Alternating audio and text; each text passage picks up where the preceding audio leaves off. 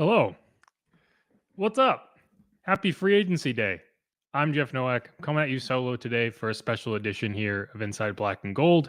And yeah, there's been a lot going on. I'm going to vamp a little bit here, let some people find us.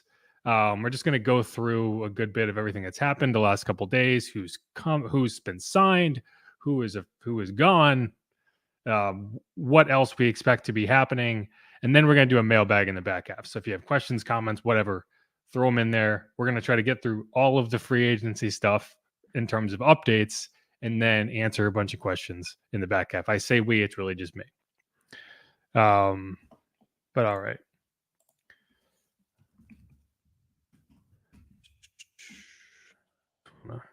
Make what's in front of me.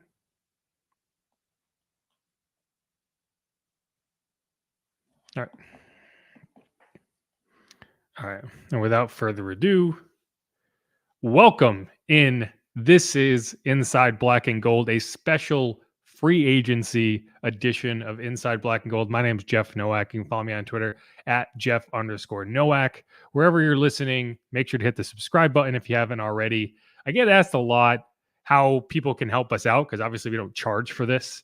And what I try to tell people is, one, make sure you're subscribed wherever you can subscribe. Two, leave a rating, leave a review. It really does help. I know it say that a lot and it might not sound like it does, but it really does. And three, one way that people can help us out is just, if you're talking to somebody, if you have a Saints friend, they're like, hey, I'm looking for a new podcast, recommend us. That's all I ask. I hope y'all enjoy it.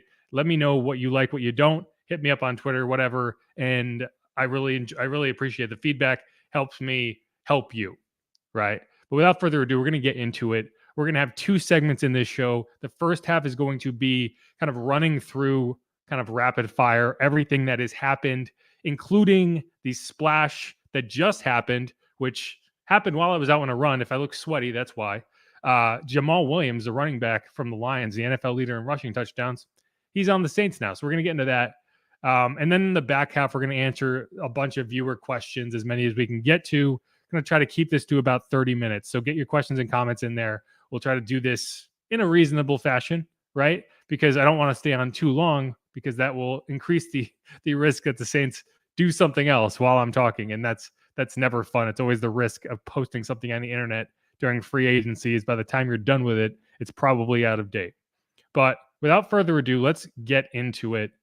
And we'll start with the players. Actually, that's not the one I wanted to start with. Let's do this again.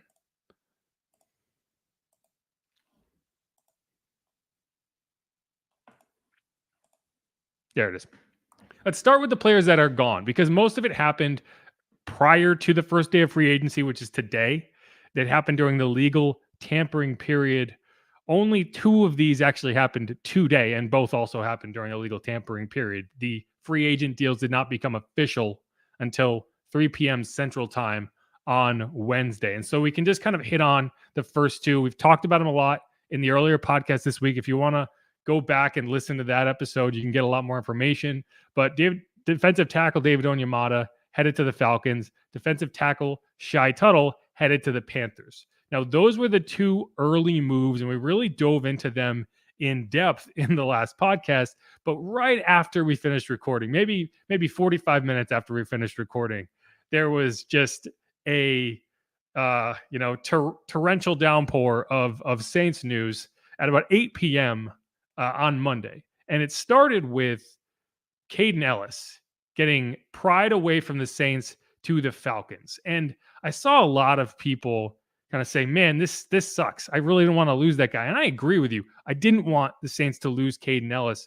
But when you look at the inside linebacker salary rankings, 3 years, $21.5 million, about $7.2 million a season. If you fudge the numbers a little bit, that ranks him about 13th in the NFL in terms of inside linebacker salaries. And just look at the team you're talking about, right?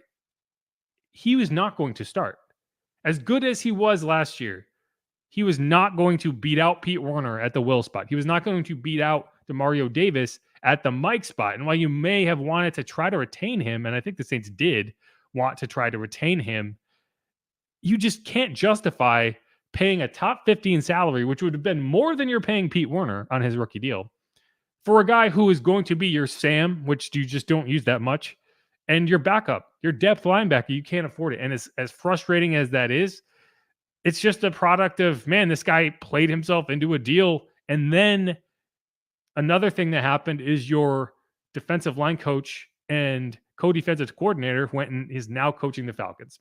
And so if there was any chance you had at retaining David Onyemata and Caden Ellis, that went out the window the second Ryan Nielsen went over to Atlanta, and he got to talk to Terry Fontenot and said, hey, we have all this cap space. Let's blow David Onyemata and Caden Ellis out of the water with contracts. And that's what they did. And so it's a frustrating thing, but hey, they're essentially just giving Saints the Saints comp picks next year. So you kind of give and take. It is going to be frustrating because I think Caden Ellis is a very good player, but I think people also underestimate he's 27 years old. You weren't just going to wait around for him to eventually take over when DeMario Davis retired, unless you could keep him on a reasonable contract. And I do not consider 3 years, $21.5 million to be a reasonable contract for a depth linebacker. Moving on, Shy Tuttle, that was the other one that happened early. Again, 3 years, $19.5 million. Good luck, right? Good for Shy. He got a bag. The Panthers overpaid there. I'm sorry. Like, Shy Tuttle has been solid. He has not been, a top 30 defensive tackle in the NFL, and that's what he's getting paid like. So, the NFC South teams just came and wanted to steal away Saints players. I kept hearing about how the Saints had no talent on the roster last year. Well, it seems like the other teams in the division disagreed because they paid heavily.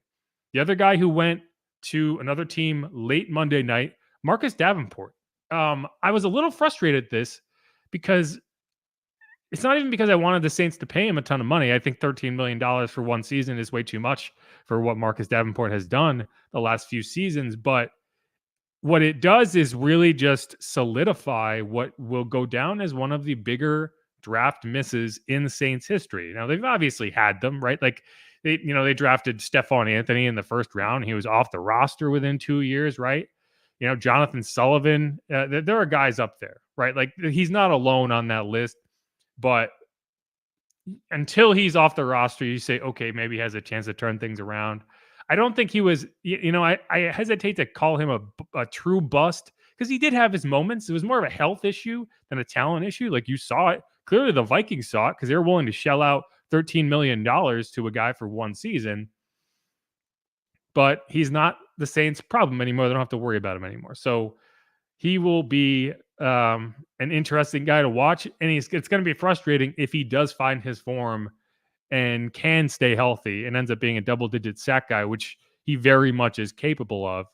But for now, the Saints have to kind of look at their roster and say, okay, where do we fill these holes? And the only reason the defensive end group feels weaker at this point than it should is that you have a first-round pick who has not played up to the, expectations, I guess would be the word, for a first-round pick, and that's Peyton Turner, right? Like, if Peyton Turner can show up and be a guy next year, then all of a sudden you're like, that's not even a loss. That is just a net positive in terms of you needed a path to get him on the field, and you got it.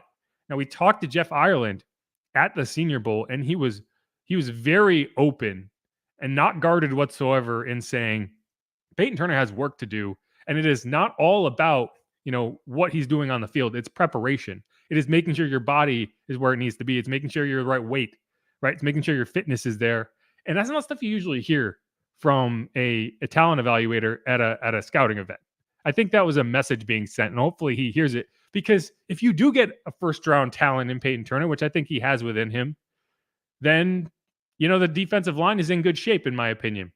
We're going to go through a couple of the guys that they added this morning. But first, there was 2 other players who went out of town. Both of these guys was a guarantee they were going to be somewhere else, I think. I don't think you tried to retain them at all. Whereas I think the first 4 guys on this list, you probably did try to at least bring back at a reasonable number. But Andy Dalton is going to the Panthers. He could start there. The Panthers traded up for the top pick. He's like kind of the halfway bridge there. Like, if you needed a bridge, he's the guy. So he's probably going to battle with Matt Corral. than whoever they draft, but I would expect Andy Dalton to be the week 1 starter in Carolina because you paid him like the week 1 starter. They gave him 2 years, $10 million. That is not just a throwaway contract. That is a contract for a guy who you think you might have to start, right? And worst case, he is a premium backup. So the Saints might end up facing Andy Dalton next year, which is an interesting caveat. The final one is Deontay Hardy. And the only thing that surprised me is I very much expected Deontay Hardy to go to the Broncos because I thought Sean Payton was going to want to bring that guy in. But he's on the Bills. I think, he's going to be a good player for them. I don't know how much he's going to be incorporated in the receiving game. It might be a reason he went there if they did make him some guarantees in terms of being a part of the receiving game. But one way or another, he's still a return ace. He's still going to be very good. He's just got to stay healthy, which he was unable to do. This actually has a typo in it that should say Bills. I'm talking about the video version, it says Deontay Hardy to the Vikings. He actually did sign with the Bills. So I apologize. That is a typo, but those are the players that are gone. And something to keep in mind, the Saints with this list are in a very good shape for potential comp picks going into next season. The maximum you can get is 4 in terms of compensatory selections. The way it kind of stacked up with the free agents leaving, they would be looking at about 2 4th-round picks and 2 7th-round picks, which, for a team that doesn't get a lot of comp picks, that would be a big addition. When you have 6 players leaving like this, you can't get 6 comp picks, but the 5th and 6th player can offset contracts. So as you kind of bring players in and it works against you in the compensatory pick formula, those two, like Andy Dalton and Deontay Hardy, could cancel out other contracts. And that's going to be the case when we look at this next list, which let me pull it up here. Give me 1 second.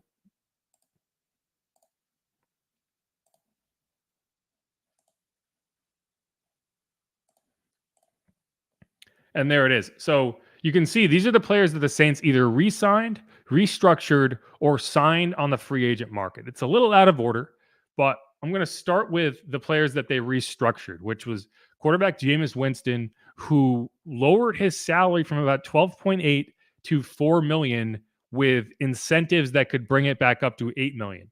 And the Saints offered him that deal saying, hey, we will bring you back as a backup quarterback, but you have to be making backup quarterback money. And Jameis agreed with that. He was down for it.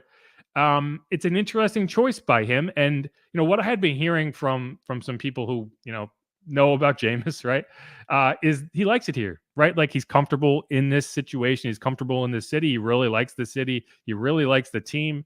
As hard as that might be to believe for a team that effectively benched him and took away his job while he was hurt, he does like it here and he wanted to stay. I don't know what type of guarantees he could have had if he went out in the free agent market in terms of getting a starting job. He opted to stay. So for the Saints, that is a win, right? You don't have to worry about your backup quarterback. He's here. He's on a reasonable deal. And if Derek Carr does go down for whatever reason, which he's not on this list, because we kind of put him in the previous bucket. He's not on this list, but he did get signed for 4 years, $150 million. If he goes down, then you feel very comfortable if you have to turn to Jameis Winston. And this is a team that understands about needing a backup quarterback. If you go back to 2019, the Saints have played 66 games. 33 of those have been started by a quarterback who was not your week 1 starter. Now, that's a little skewed by the fact that Andy Dalton, by the end of last season, was effectively the starting quarterback, but he was not the week 1 starter. So half of your games since 2019 have been started by someone who you did not go into week 1 saying, this is our guy. Now, that group is made up of obviously Andy Dalton, who started 14 games. Taysom Hill started 8. Trevor Siemian started 5. Teddy Bridgewater started 5. And Ian Book started 1. I'm going off memory. The math might not add up there. I think Siemian might be 4, but well, we'll see. I get confused by that week 7 game with the Bucs where he finished it, but he didn't start it. So that number might be up. But the point stands. This is a team that understands it needs a backup quarterback, and they have a very good one in Jameis Winston. The news that broke yesterday, shortly after that, Michael Thomas is coming back to town. If you had asked me 3 weeks ago even, whether like the percentage chance I would have given this, I would have said maybe 15, maybe 20. But then the Saints signed Derek Carr, and we all saw Michael Thomas said, "Thank you, Jesus." And Derek Carr went up there and talked about his conversations with Michael Thomas and just really talked like a guy who fully expected to be throwing him the football. And from that point on, it really just felt like a matter of time. And I think $10 million is a reasonable number. He needs to stay on the field. That's the thing. Like, I love Mike Thomas. I'm glad he is back. He needs to stay on the field, and I don't know if he can. And that's the frustrating thing. But for the Saints, you have a 1 year out. And if it works out, great. If it doesn't, you're back in the same boat. But either way, you are still bringing him in, working him in with Chris Olave and Rashid Shaheed, and for a team that the head coach after the season said, "Hey, we need a contested catches guy." He's that guy, right? If he can stay on the field, he's that guy, and we saw that in week 1. We saw it in week 2. Just got to keep those feet healthy. He needs a lot of foot massage. I don't know. It's just those feet, the lower body can't get it done for him. All right. So the other returning players, and we don't need to get into these guys a ton because we talked about them previously. Tight end Juwan Johnson, 2 years, $12 million. That's a really good deal for him. And he there's an investment there. He's going to be an integral piece of this offense. We're actually talking to him tomorrow. He's scheduled to speak to the media tomorrow. So our episode that posts Friday, we should have some of that audio, and we can play it for you. Safety JT Gray, special teams ace. You wanted him back. Tano Passon, you need depth along the defensive line, especially knowing what you know about the players leaving.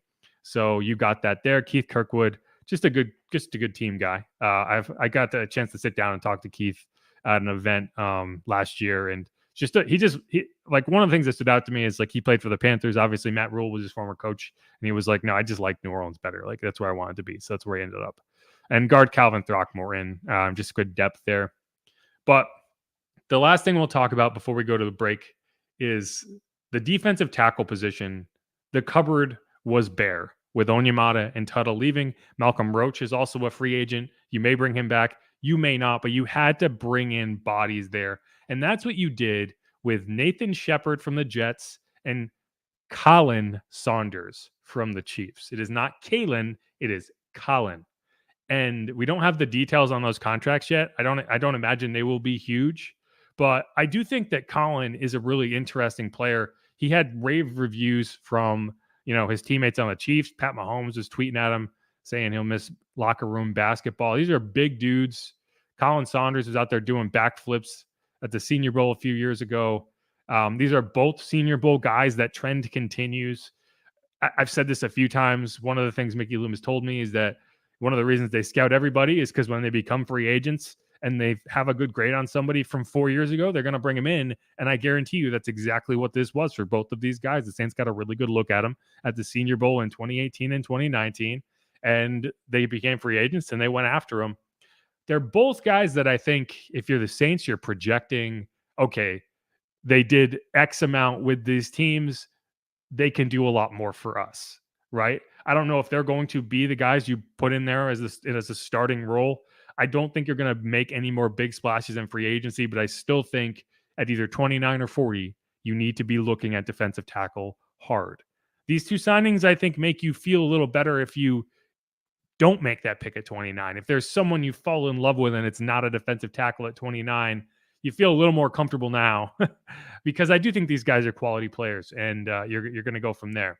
But the final signing, and the one that everyone should be a lot more excited about than a couple defensive tackles that you probably won't hear their names very much, Jamal Williams. I don't know if you guys are familiar with Jamal Williams. He had 17 rushing touchdowns last year. That led the NFL. But the next closest was Austin Eckler, Derrick Henry, and Jalen Hurts. All had 13, and those are some pretty impressive names. And for a team that needs a little punch down at the goal line, they had 4 rushing touchdowns from running backs last season. They had 12 total. 7 came from Taysom Hill, 1 came from Rashid Shaheed, and 4 came from the running backs. So this is a team that needed to add talent at running back. He's 27. BYU guy. This team loves BYU guys. I don't know why, but it's another BYU guy. He was actually teammates with Taysom Hill at BYU. He started his career on the Packers. I remember every time I watched the Packers while he was there, he was always just popping. He was a teammate of Aaron Jones for a while.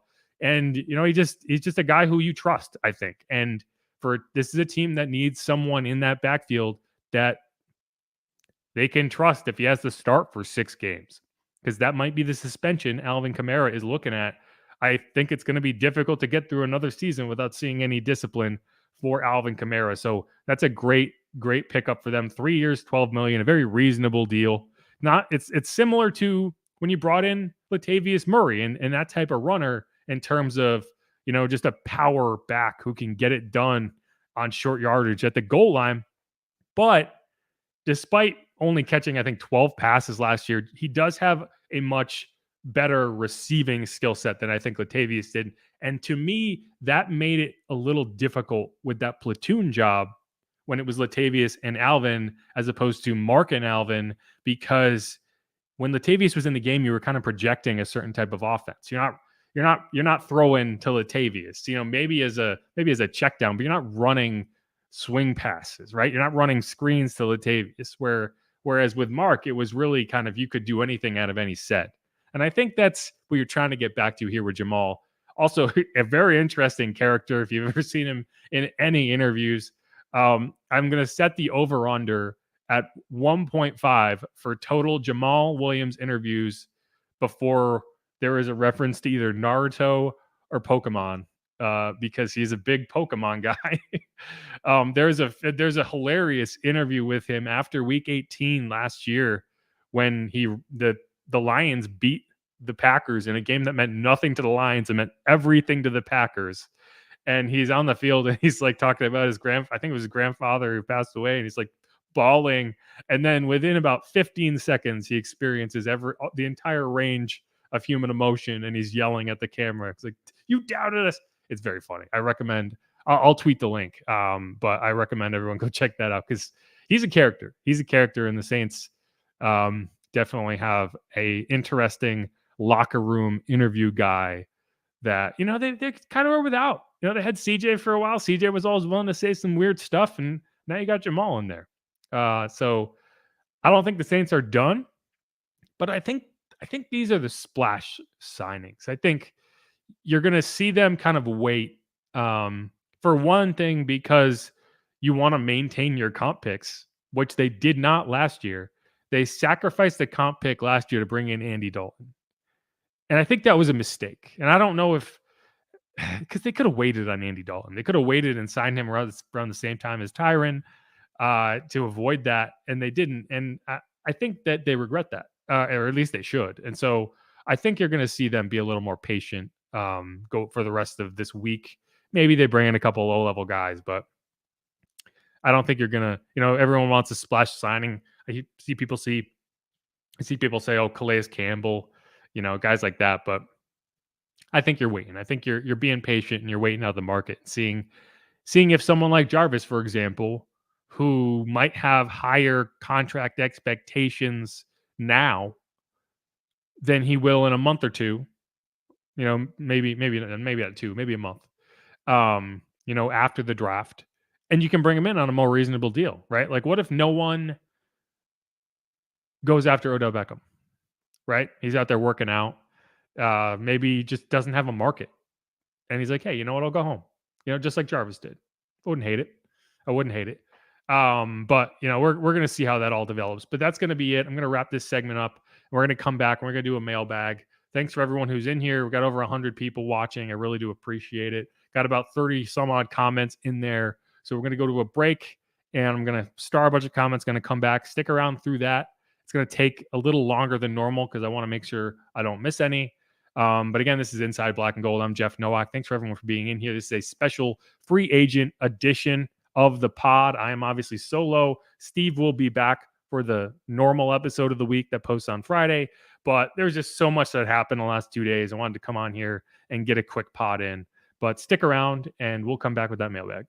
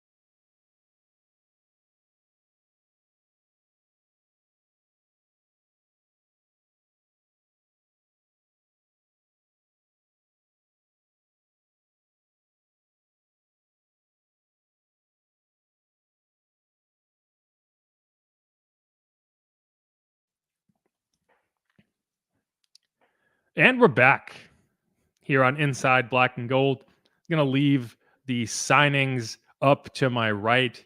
Derek Carr is not on there. Obviously, he should be. I was just looking at the signings that happened the last couple days, plus, some of the re-signings. But hey, this is what happens when the Saints make a signing at 7 p.m. and I have to scramble here. But we're going to go through a mailbag, and we're going to get into some questions that y'all had, kind of going through questions, comments. It's a whole thing. 504 Co, not a question, but we win in the South for sure. Yeah, I mean, I don't think that the other teams in the NFC South got that much better. In terms of, none of them have a quarterback. If the Panthers bring in CJ Stroud, right, Bryce Young, they obviously give themselves a better chance, and that's probably going to be what they do. They traded up to number one, although there has been reports that they might trade out of that, which is ridiculous to me. They brought in Miles Sanders. The Panthers did. They obviously signed Shy Tuttle and Andy Dalton. The Panthers don't scare me, but that defense has given the Saints fits over the last couple of years, and the Saints have to do better. They have to do better. They have to do better against the Panthers. There's no doubt about that. But you look at the Bucs. They signed Baker Mayfield. He and Kyle Trask are going to compete for that job. Good luck. And then obviously the Falcons, they signed, his name is escaping me. Commanders, Taylor Heineke. Do some phonetics there. Taylor Heineke, and he's going to compete with Desmond Ridder. Maybe I don't know if he's going to back him up. They gave him a decent number on that contract. There's just nothing happened in the NFC South that tilts me in any way toward the other teams being competitive, right? And yes, the Saints have holes now that they did not have before, but not as many as you might think, right? You feel comfortable with the wide receiver room. You are betting on Mike Thomas being healthy, and that's the frustration I have on offense in terms of you got to bring in somebody, I think, as kind of Mike Thomas insurance. I don't know who that is, but I think you got to do it. And you need a contested catch guy there somewhere. I feel good at tight end. I feel good at running back now. I think you still draft a guy just because you're going to, if Alvin does get suspended 6 games, you need someone who's going to be your RB2. And I don't know, maybe that's Eno Benjamin. Maybe, I don't know. I think if it was going to be Eno Benjamin, you would have played him more late in the season. But that's going to be something to watch. I still want Tajay Spears. I'm still trying to speak that into existence. But yeah, I mean, you go through all the positions, you feel better at quarterback, offensive line. I think you need to shore up the interior line, but you feel good at the tackle positions. It'll be interesting to see if they bring James Hurst back. I think you want to, because I think having a swing tackle who can also play guard, that helps. Then on the defensive side, a linebacker, losing Ellis hurts, but I don't think it hurts significantly outside of, if guys get hurt. But you spent a 3rd round pick on Zach Bond. He can be a Sam linebacker. It's not a position you run out there that regularly. And then you just got to hope that Pete Werner and DeMario can get through the season healthy. Maybe you draft a guy, maybe DeMarco Jackson, 5th round pick out of Appalachian State last year, can stay healthy and get on the field and have an impact. I think you also bring back Andrew Dow, right? One of the reasons that I think you are okay with letting Caden walk is you have been developing linebackers, right? Like Caden was not Caden when he walked in the door, right? I mean, that's not true. Caden was Caden. Caden was not the Caden Ellis of 2022 when he walked off the field as an Idaho Vandal for the last time, right? Like he's been developing over the last few years. And so you hope that, okay, well, what can we get out of Andrew Dow? What can we get out of Marco Jackson? What can we get out of Nephi Sewell, right? These are guys who you've had in the system, have been working just like Caden had, and maybe they can make a splash. So I'm okay at linebacker. I'm okay at corner, obviously. I think the Saints are as good at corner as they've been in years. And, even in a season where you were without Marshawn Lattimore for a significant portion of it, you still had a really solid year from your cornerback group, and they're all back. You have Marshawn, you have Paulson, you have Alante, and you have Bradley. So, I mean, it's hard not to be confident there. There's a lot of hate sent at Tyrann Mathieu throughout the course of the season. I've been on record as saying I don't think he's as bad as people thought he was. And I think he really came on strong toward the end of the season. He had a career high in tackles. And then Marcus May. I'm not sold on Marcus. I think you do need to go draft a center fielder or bring in a true center fielder at safety.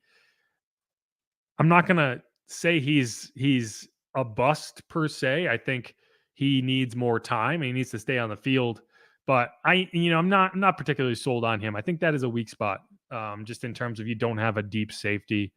Defensive tackle, I feel better about it today than I did yesterday in terms of these guys being brought in. I think you're going to draft there. And again, defensive end, if Peyton Turner plays like a first-round pick and you can actually keep him on the field, then I feel great about it. If you can't, then I have serious questions. But yeah, I think if you're the Saints, if you felt good about your chances of winning the NFC South yesterday, you feel better about them today in terms of the pieces you were able to bring in. Yeah, Steven points out the graphic I flashed up, I accidentally had copied and pasted Vikings instead of Bills. Deontay Hardy did go to the Bills. If anyone was confused by that, I apologize. Austin Kalaska. Yeah, this is a guy, he says, I love Carl Granderson, though much lower ceiling, but reliable pass rusher. This is a guy I didn't even talk about at defensive end, but yes, the Saints do really like Carl Granderson. If you go back to the last several games of the 2022 season, he was starting over Marcus Davenport. And I think if there was any question of whether the Saints were going to be kind of all in on bringing Marcus back, you got that answer in those final few games because, he played Marcus out of his job. Mr. Two Firsts, as people like to call him. And so, yeah, there's quality depth there. And now you have a path to get Peyton Turner more reps. I like Tano Passanio. You probably need one or two more D-end pieces. Maybe someone who can kick out to D-end from defensive tackle if you want to have a big set. But no, I feel good about the defensive end group. Here's another one from Austin. Jameis is a great dude. I appreciate that a lot. Best backup in the league. I don't know if he's the best backup in the league, but he's definitely up there. And I think Jameis is a good quarterback. I do, and he's had a very rough last 2 seasons. You can't do anything about getting hurt, and he's gotten hurt. That knee injury was brutal, and then I think that foot injury, people underestimate how significant that was. Everyone talks about the back injury. I honestly don't think the back injury was a big issue. It was the knee injury. I'm sorry, the foot injury that really made it difficult for him because he couldn't move. He couldn't protect himself and get out of harm's way. And that was what made things really difficult in the Panthers game. And when you see people very, very critical of Jameis, a lot of it is centered around the Bucs and Panthers game. And it makes me upset because we did see good Jameis. We saw it in the fourth quarter against the Falcons. We saw it a majority of the time in 2021. And, I think it's I did a whole long segment about how he deserves credit for how maturely he handled the entire situation last season and losing his job while he was hurt. And this is another example of that, right? I don't understand why he gets so much hate sent at him. Maybe he's not as good of a quarterback as you want him to be. Maybe he's not as good of a quarterback as he might have been expected to be coming out of college as a first-round pick, a number 1 overall pick.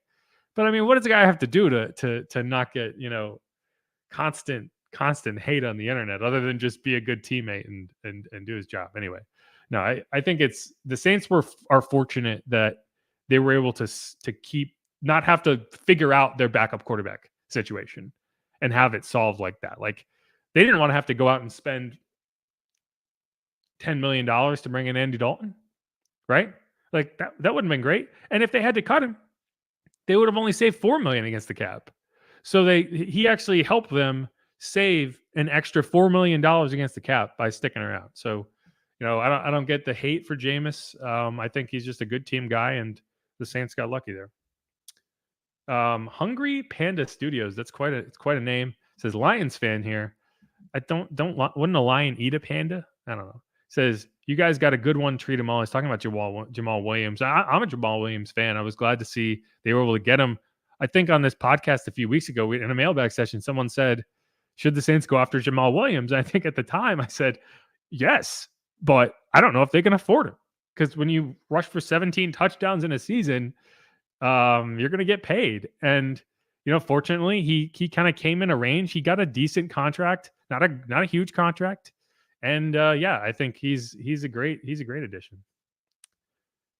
The Keeping It Real Who Dat Sports Podcast, go check them out. It says Saints won day one of the official free agency signing period. One day after losing DTs Tuttle and Onyemata, you replace them with Saunders and Shepard. Then you go out and sign the NFL TD leader. Then he goes on to say it's a B grade, but it's a solid B. These are solid signings. I agree with that. I mean, you were never going to make big splashes here if you're the Saints. And if you're Nick Wright, you would say it's because of the way you manage the cap. If you're living in reality, you would say it's because you don't need to go make big splash signings, right? That's the thing is, like, everyone gets excited for these massive signings. Everyone gets excited when you overpay and you reset the market.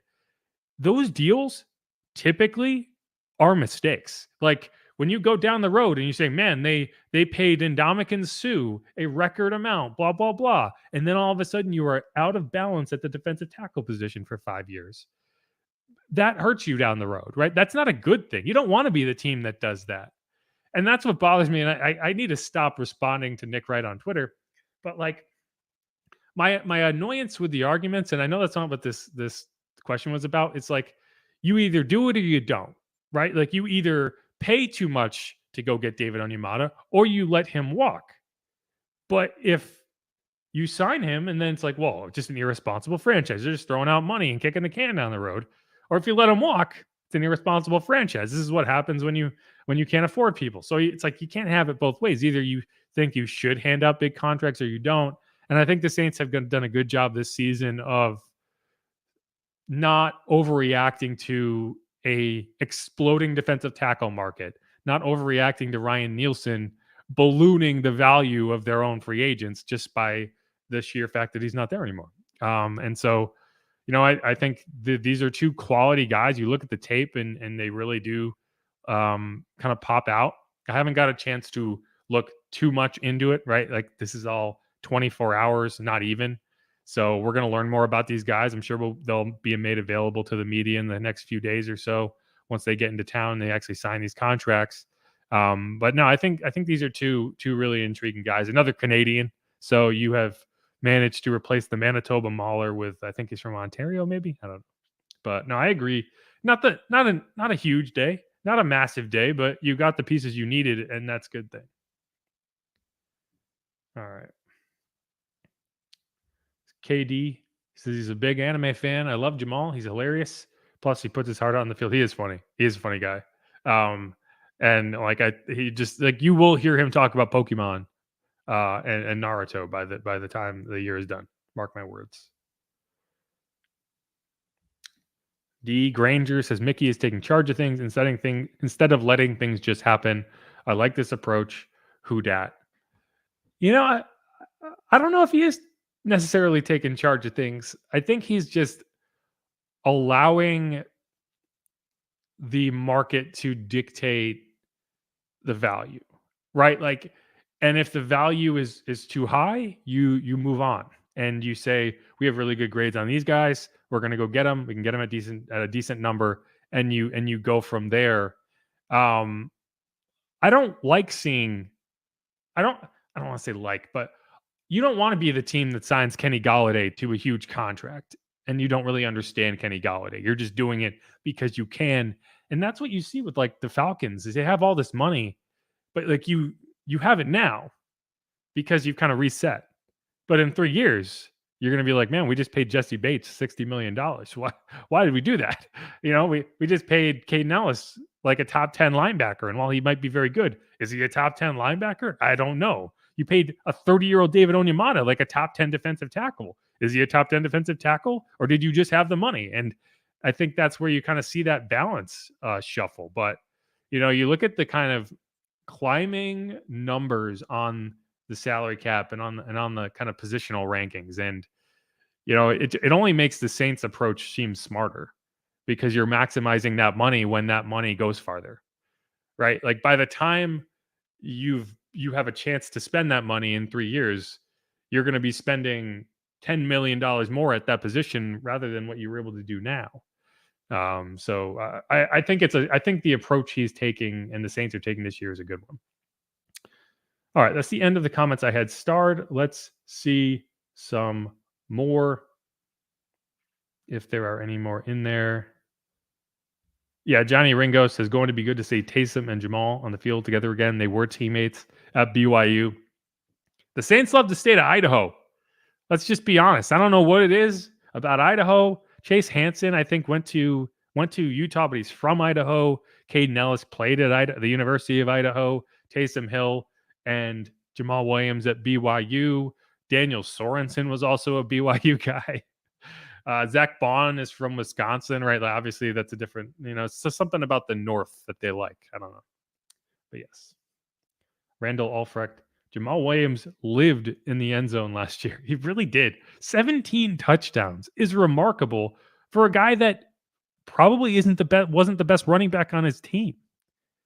It was a very LeGarrette Blount type season, if you remember that guy. Austin Kloska says, we need a rangy safety for the future. I agree. I think you need to try to find one in the draft. Gorilla Man Joe, Atlanta has gotten better on defense. Getting 2 good players from us will make a difference. Sure, I agree. I think they did get better on defense, but, they spent heavily to get better on defense. And I don't know if they got better by enough to be competitive. And that's where it's like, where's the balance there? Like, are you ready to win? Because these are contracts you're handing out as if you're ready to win. And I just don't know if they are. Like, I don't know if you're ready to win until you have a quarterback in there. And I don't think that Desmond Ridder is the guy. And even if he is, like, I don't know if he's ready to win at the level that would make sense to spend $60 million on a safety. I don't know. It seems imbalanced in terms of the timeline to competitiveness versus the amount you're spending right now on a guy like a 30-year-old David Onyemata. I don't know. Austin Kloska here. Tajay Spears in the 4th and Kayshon Boutte in the 2nd would be nice. Kayshon Boutte. He might, I don't know if I've ever seen someone hurt his stock more by showing up at the NFL Combine, but a 29-inch vertical leap for a wide receiver? What? That's crazy. Anyway. Yeah, I don't think the Saints are going to go wide receiver in the 2nd round. But, I would love to see Tajay Spears in the 4th round. All right. Here's one more question. And then we'll close out here. From KD, should we prioritize defensive back or wide receiver first in the draft? And I'm not sure if you mean early or just total. I think you have to prioritize defensive tackle at one of your first 2 picks. I would love to see the Saints land one of the talented tight ends in this draft, maybe in the 3rd or 4th round. If you're asking me, like, if I had to pick one or the other, I would like to see the Saints go after a rangy safety and really add depth there because, you were talking about 2 safeties. Like, you feel, you have 2 starters in Marcus May and Tyrann Mathieu, but they are veterans. Like, you want to have depth behind them and young depth that you can develop with a Tyrann Mathieu, with quality veterans. So I would go first for a defensive back just because, you have 2 young wide receivers who you're still developing. So you don't feel like you need that. But, if someone you really love falls to you in the 4th round, I could see them going after it. But all right. That's going to be it for this edition of Inside Black and Gold. I'm Jeff Nowak. Thanks everyone who listened, who chimed in a comment. Always appreciate everyone who watches these because it makes me feel a lot better about myself. Thanks. But all right, if you haven't subscribed, make sure to do that. Keep an eye out for the next episode of the week, which should post on Friday. Steve Geller will be back, and we're gonna get into a lot more of, kind of the impact. I'll have more time to digest some of these signings. Hopefully, we'll be able to talk to one or two of these signees. I can't wait for the Jamal Williams interview. It's going to be hilarious, and it's going to be a good time. But all right, y'all, be easy. Peace.